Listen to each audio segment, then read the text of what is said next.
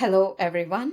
Welcome back to Signal in the Noise from Kanchana Patlola for week May 15, volume 3 of the industry update.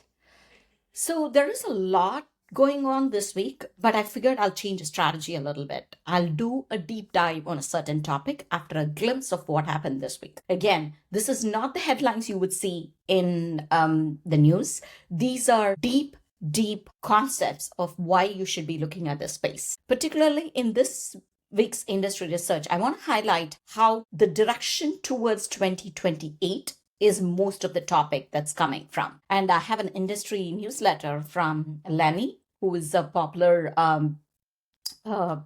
podcaster, which has how to automate your workday without even touching code. There were a lot of significant announcements this week, but I strongly recommend looking at Anthropic, which not released a model, but they had dreams, memories, and other things for managed agents in their release. Thinking Missions announced their new interactions model.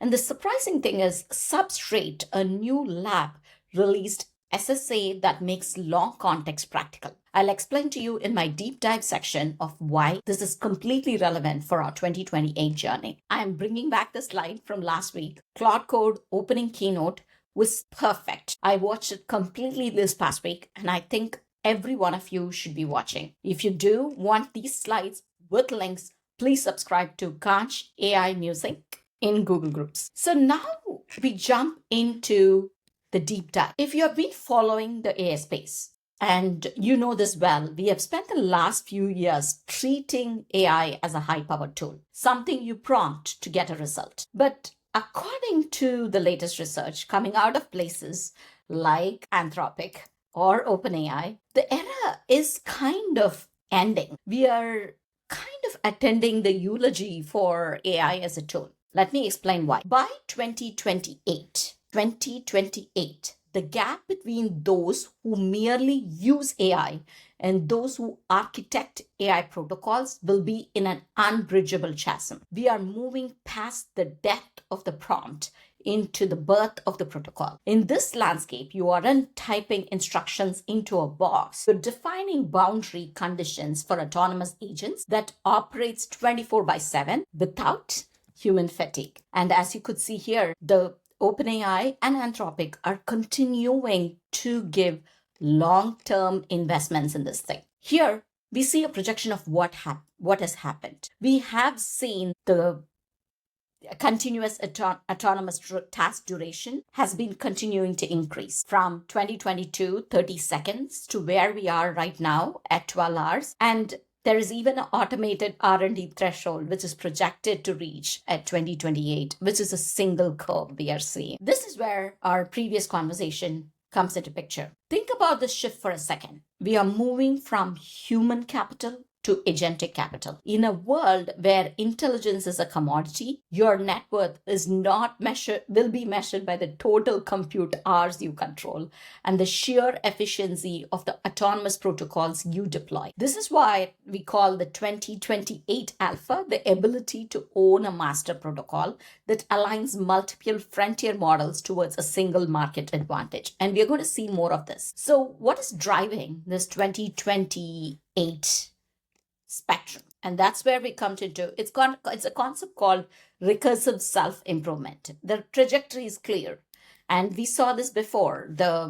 In 2022, GPT 3.5 can handle a 30-second task. And in April 2026, our Opus 4.6 was handling 12-hour human expert level tasks. This momentum has led the biggest labs to place some massive bets. OpenAI has set an internal target for a full automated AI researcher by March 2028. Meanwhile, Anthropic's co-founder Jack Clark has put 60% odds on achieving no human-involved AI R&D by the end of the sample same year. We are talking about a single AI system powerful enough to train its own successor without humans being part of the loop. But this isn't just the brains, or it's about the context. To act as an orchestrator, an AI needs to see the entire world. And that's where we have this is where breakthroughs like the subquadratic sparse attention or SSA,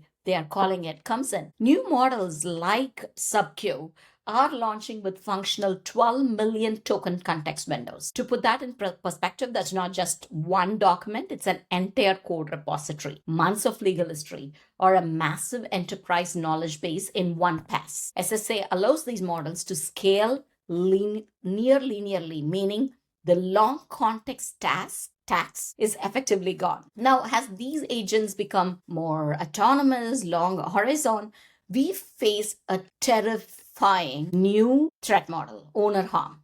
Most AI safety today focuses on criminal harm, things like malware, harassment, but homeowner harm is also an important thing for you to consider. Think of the Slack AI incident in 2024, where a prompt injection caused an agent to exfiltrate private channel tokens to an attacker, or the Meta agent in 2026 that made unauthorized internal forum posts exposing operational data for 2 hours. Generic defenses failure because they don't understand the context. A tool monitor might see an agent sending an email and think it's benign, but it doesn't know that if the recipient is within your trust boundary.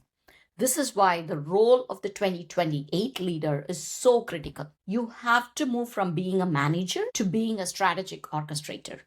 You need to define that. This is one of the main things which I keep seeing about it, because these are important for us to be able to uncover. You need to be that orchestrator. What does it mean?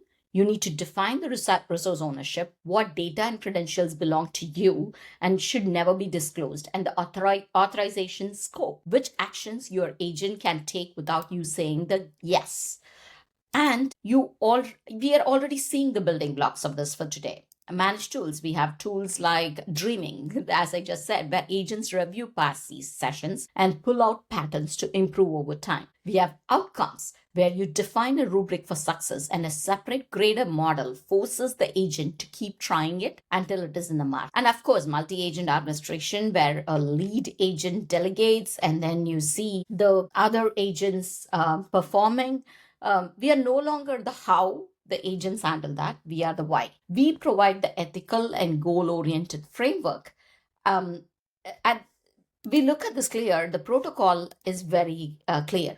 If you are not systemizing your workflow for autonomy today, you're not just falling behind, you're effectively training the models that will replace your current role. The future is autonomous. The question is, are you the one architecting the protocol, or are you just part of the prompt? I'll see you next week and with another deep dive. And here it is. We are looking forward to what 2028 brings. Thank you for listening. Hello, everyone. Welcome back to Signal in the Noise from Kanchana Patlola.